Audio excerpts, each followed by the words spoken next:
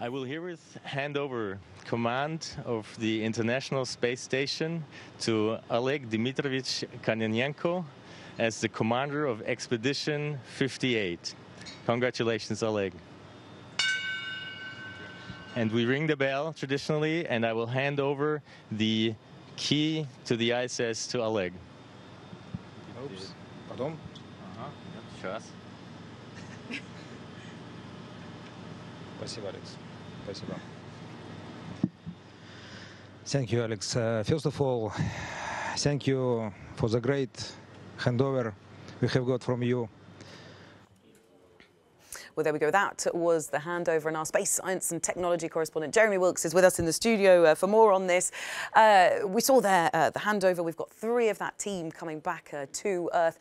What's that return journey going to be like? Oh gosh, I talked to Alex about his return when he came back in 2014. It's an incredibly stressful moment. I think all of the astronauts admit that re-entry is really a difficult moment for them.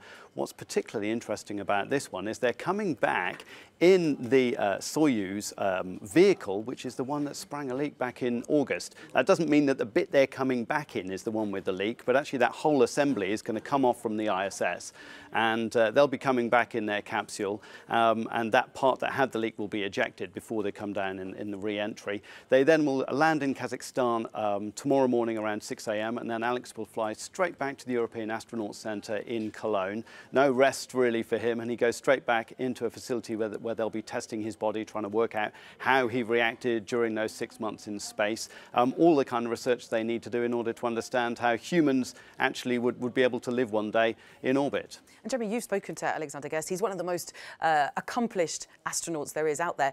What was he working on this mission? He was working on all kinds of fascinating science experiments. As usual with Alex, he spent his spare time taking great photos, amazing video. He did a wonderful time-lapse of the entire planet. But actually his day job is science. And when he was up there, there was this great experiment he did with this AI robot they've developed, which kind of floats and moves around and is there to give them instructions, to help them, to talk to them. They tried to give it some personality. They ended up giving it a little bit too much personality. There's a wonderful video of Alex having a chat with it, and it starts talking back and saying, "Why are you getting angry with me? You seem upset."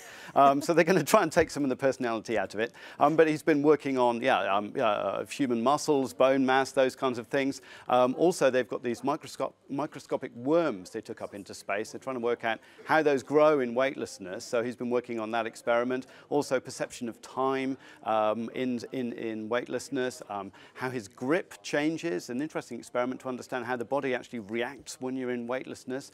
All kinds of really interesting experiments that are really about learning about the body. And at the moment they go up there for 6 months. The future is maybe to go for much longer. They need to know how the body will react and how they can develop that tools in order to make sure they stay safe and healthy in the future.